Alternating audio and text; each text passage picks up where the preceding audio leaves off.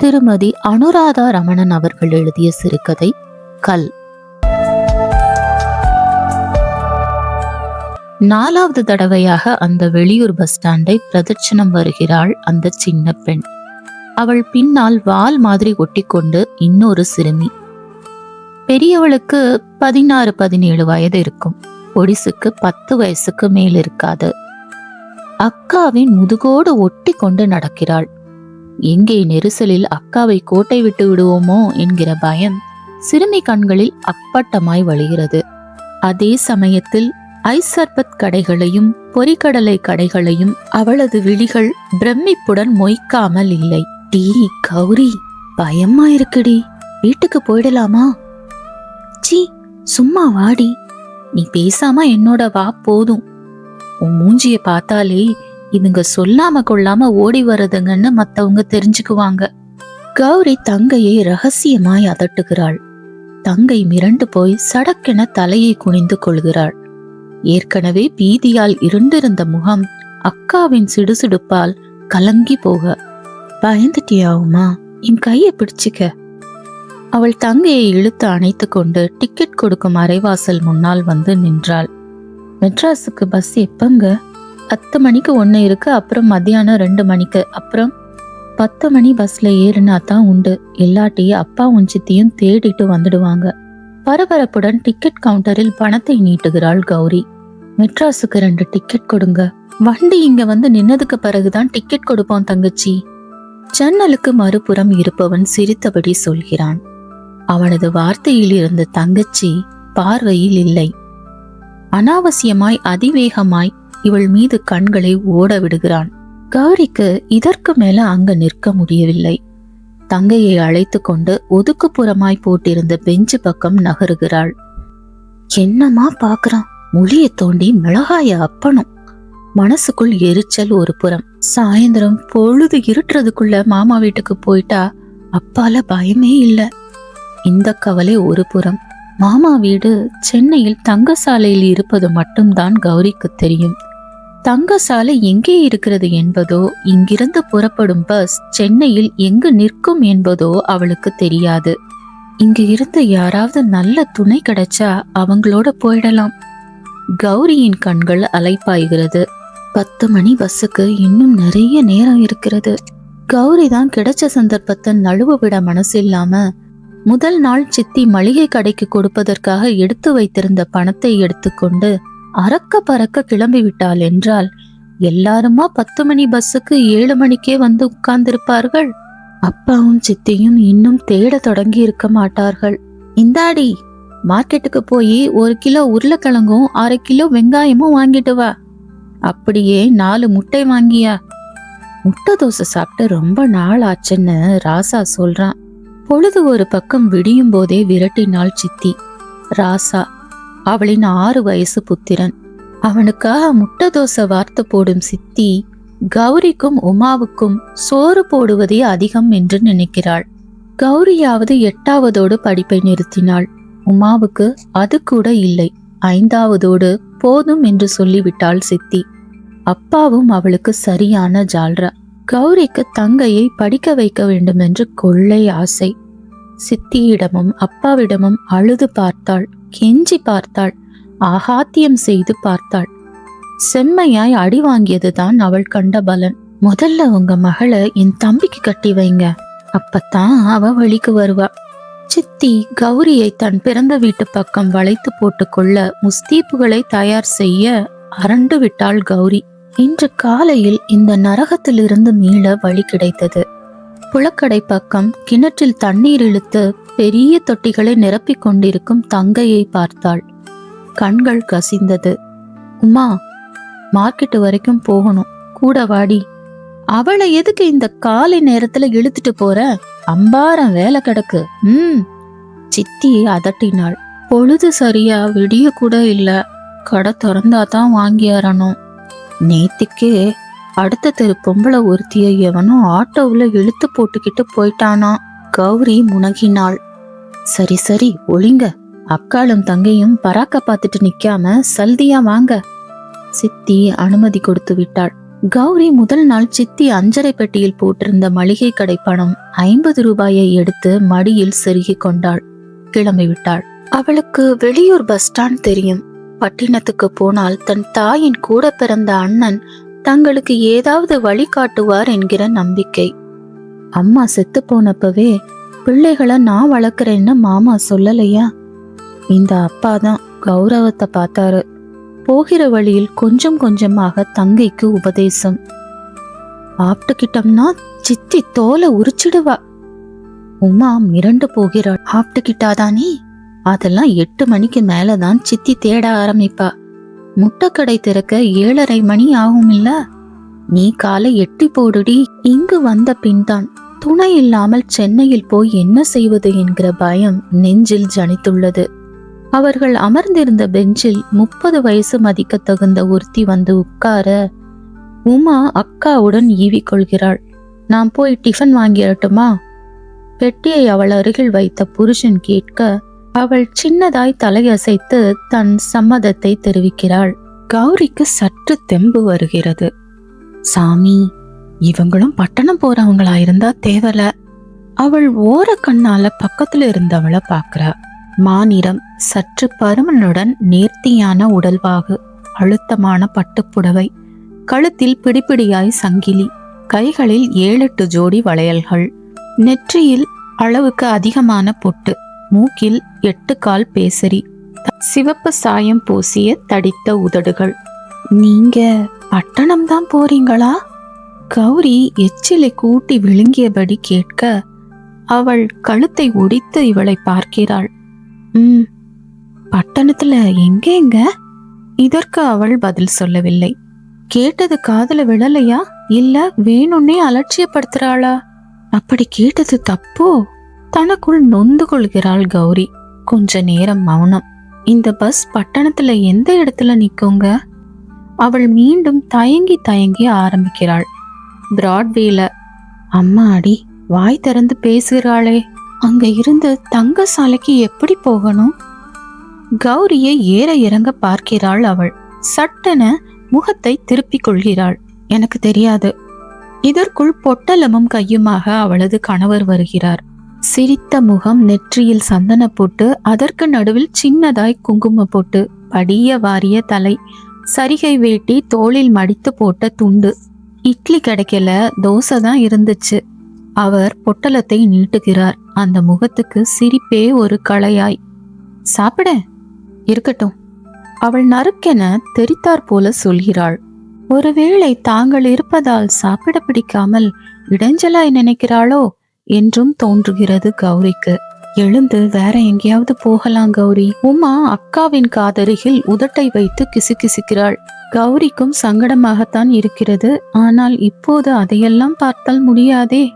பாப்பா எந்த ஊருக்கு போறாப்ல? அந்த மனிதர் இவளை பார்த்து கேட்க அவரை நிமிர்ந்து பார்த்தவள் நிச்சயம் இவர் துணை கிடைக்கும் என்கிற தெம்பில் சிநேகிதத்துடன் அரை சிரிப்பு சிரிக்கிறாள். பட்டினத்துக்கு. அங்க யாரு இருக்காப்ல? மாமா வீடு தங்கசாலையில இருக்குது. தனியாவா போற?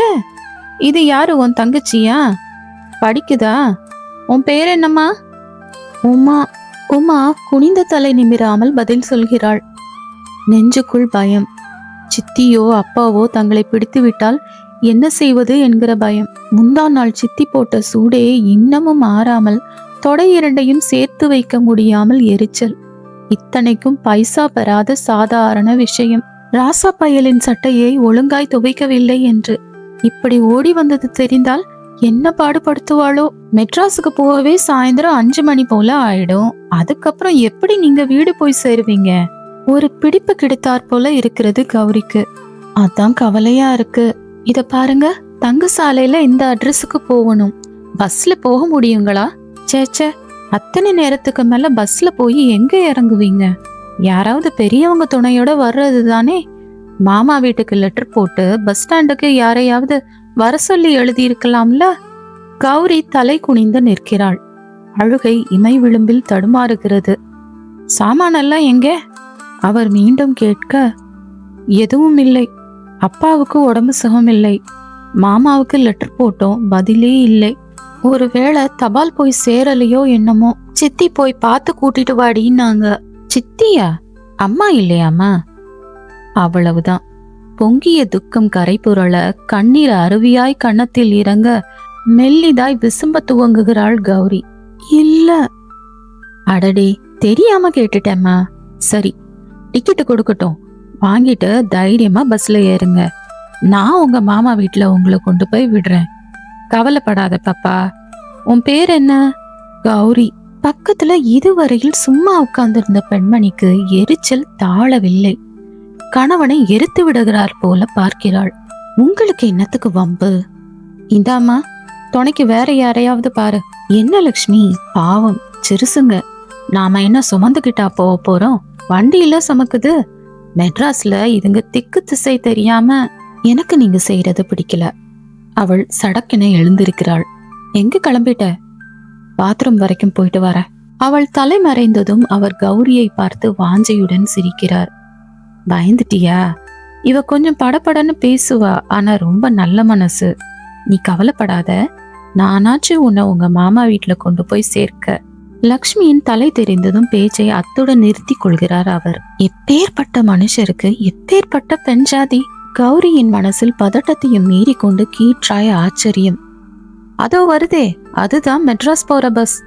அவர் பொதுப்படையாய் சொல்லியபடி டிக்கெட் வாங்க கிளம்ப கௌரி தங்களுக்கான பணத்தையும் அவரிடம் நீட்டுகிறாள். உன் தங்கச்சிக்கு அரை டிக்கெட் வாங்கினா போதும்னு நினைக்கிறேம்மா. அவர் சொல்லி வாயை மூடும் முன் கௌரியின் கையை அழுத்தமாய் பிடிக்கிறார் ஒரு போலீஸ்காரர். இந்தாமா, இந்த பொண்ணுதானே? அவர் லக்ஷ்மியை பார்த்து கேட்க அவள் ஆமாம் என தலையாட்ட விதிர்விதிர்த்து போகிறாள் கௌரி. உமா பெருசா குரல் எடுத்து அழவே ஆரம்பிச்சிட்டா. ஏய், வீட்டுல சொல்லிக்காம கிளம்பிட்டியா? அந்த அம்மா சந்தேகப்பட்டுக்கிட்டு என்கிட்ட வந்து சொன்னாங்க. நடங்க ஸ்டேஷனுக்கு. இல்லைங்க, எங்க மாமா வீட்டுக்கு தான் கிளம்பினோம், சத்தியமாங்க. அழுகையில் வார்த்தைகள் கரைகிறது. லக்ஷ்மி இதை லட்சியமே செய்யாமல் தானே ஓடி போய் தனக்கும் புருஷனுக்கும் டிக்கெட் வாங்கி வருகிறாள்.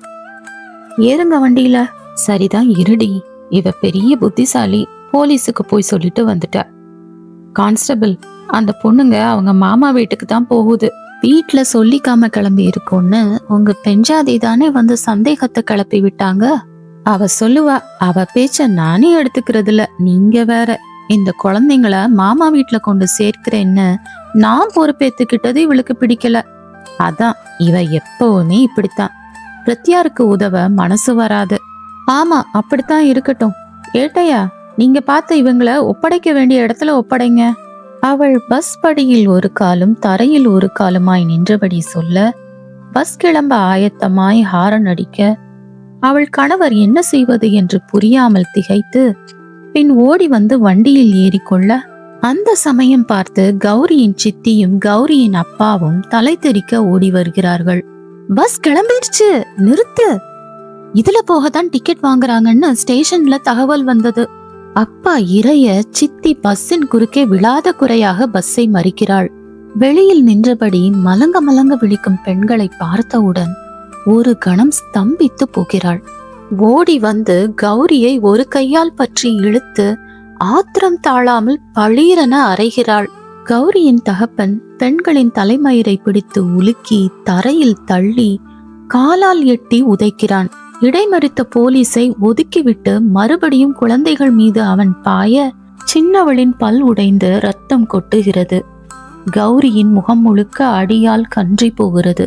பஸ் இத்தனை அமர்க்களத்தையும் பொருட்படுத்தாமல் குறித்த நேரத்தில் கிளம்பியே தீருவேன் என்கிற குறிக்கோளுடன் பஸ் ஸ்டாண்டை விட்டு புறப்பட்டு வெளியே வர, பாவம் அந்த குழந்தைங்க, சித்தி போல இருக்கு. என்னம்மா பேய் மாதிரி அரையறா? முன்னாடி உட்கார்ந்துருக்காளே அந்த அம்மா தான். பாத்ரூம் போறாப்புல போய் அங்க இருந்த போலீஸ் கிட்ட சொல்லிட்டா. அதே சமயத்துல 6:30 மணிக்கே மார்க்கெட்டுக்கு போன பொண்ணுகளை இன்னும் காணுமேன்னு சந்தேகப்பட்டு அப்பங்காரன் பக்கத்துல இருந்த போலீஸ் ஸ்டேஷன்ல புகார் கொடுத்திருக்கான். ஸ்டேஷன்ல இருந்து பஸ் ஸ்டாண்டுக்கும் ரயில்வே ஸ்டேஷனுக்கும் தகவல் வர கபால்னு புடிச்சிட்டாங்க. இல்லன்னா அதுங்க பாட்டுக்கு மாமா வீட்டுக்கு போய் நிம்மதியா இருந்திருக்கும். அந்த அம்மா புருஷனே கொண்டு விடுறேன்னு சொல்லி இருக்காரு. சில பொம்பளைங்க இப்படித்தான், மனசுல இரக்கமே இல்லாம கல் மனசா இருப்பாங்க. மத்தவங்க சந்தோஷமா இருந்தா பொறுக்காது, உதவி செய்யறவங்களையும் தடுத்துருவாங்க. லக்ஷ்மியும் அவள் கணவனும் உட்கார்ந்திருந்த சீட்டுக்கு பின்னால இருந்து விமர்சனங்கள். அவள் அசையாமல் ஜன்னல் வழியே வெறிக்க பார்த்து கொண்டு உட்கார்ந்திருக்க, நீ வீட்டுக்கு வா, பேசிக்கிறேன். கணவர் அவள் பக்கம் தலையை சாய்த்து பல்லை கடித்தபடி ரகசியமாய் உருமுகிறார். வெடுக்கென அவரை திரும்பி பார்க்கிறாள் அவள். என்ன செய்வ? மிஞ்சி மிஞ்சி போனா கொலை செய்வ, அவ்வளவுதானே? இந்த பொண்ணுங்க உன்கிட்ட மாட்டிக்கிட்டு என்ன போல கெட்டு குட்டி செவராகி உனக்காக தோல் வியாபாரம் பண்றதுக்கு அதுங்க அப்பா சித்தி கிட்ட உத வாங்கி சாவலாம். என்ன அப்படி பாக்குற? அப்பவே உன்னை போலீஸ்ல காட்டி கொடுத்திருப்பேன். உன்னால என் பேருள்ள சந்தி சிரிக்கும். மத்தவங்க என்ன கல் மனசுக்காரின்னு சொல்லிட்டு போகட்டும், ஆனா இது ஒரு கடை சரக்குன்னு பப்ளிக்ல போட்டு உடைக்க வேணான்னு தான் சொல்லாம விட்டுட்டேன். 10 வருஷம் முன்னாடி இந்த பொண்ணு மாதிரி தான் கட்டின துணியோட நானும் ஓடி வந்தேன். பஸ்ல திருத்துருன்னு முழிச்சிட்டு உட்கார்ந்துருந்த என்கிட்ட நீ பேச்சு கொடுத்த. அப்பவும் உன் கூட உன் பொண்டாட்டின்னு சொல்லிக்கிட்டு ஒருத்தி உட்கார்ந்துருந்தா. உங்க 2 பேர் பேச்சையும் நம்பி முழுசா ஏமாந்துட்டு தான் இன்னைக்கு சகதியில மாட்டிக்கிட்டு மீள வழி தெரியாம திண்டாடுறேன். அன்னைக்கு உன் பக்கத்துல உட்கார்ந்துருந்த பொம்பளை என்ன மாதிரி நான் இப்ப நடந்துகிட்ட மாதிரி நடந்துகிட்டு இருந்தா நான் ஒருத்தனுக்கு மட்டும் பொண்டாட்டியா இருந்திருப்பேன். இத்தனையையும் அவ வாய் திறந்து சொல்லவில்லை. அந்த நெருப்பான அலட்சியமான பார்வை சொல்கிறது. ஏளனமானதொரு சிரிப்பு சிவந்த இதழ்கடையில் பளிரிடுகிறது. இதோட இந்த கதை முடியுது. 1981 எழுதப்பட்ட சிறுகதை. இந்த கதை உங்களுக்கு பிடிச்சிருந்தா லைக் பண்ணுங்க. உங்க கருத்துக்களை கமெண்ட் பாக்ஸ்ல சொல்லுங்க. தமிழ் சிறுகதைகள், நாவல்கள் கேட்க உங்களுக்கு பிடிக்கும்னா நம்ம சேனலை மறக்காம சப்ஸ்கிரைப் பண்ணிக்கோங்க. மற்றும் ஒரு நல்ல கதையோட உங்களை மீண்டும் சந்திக்கிறேன். நன்றி, வணக்கம்.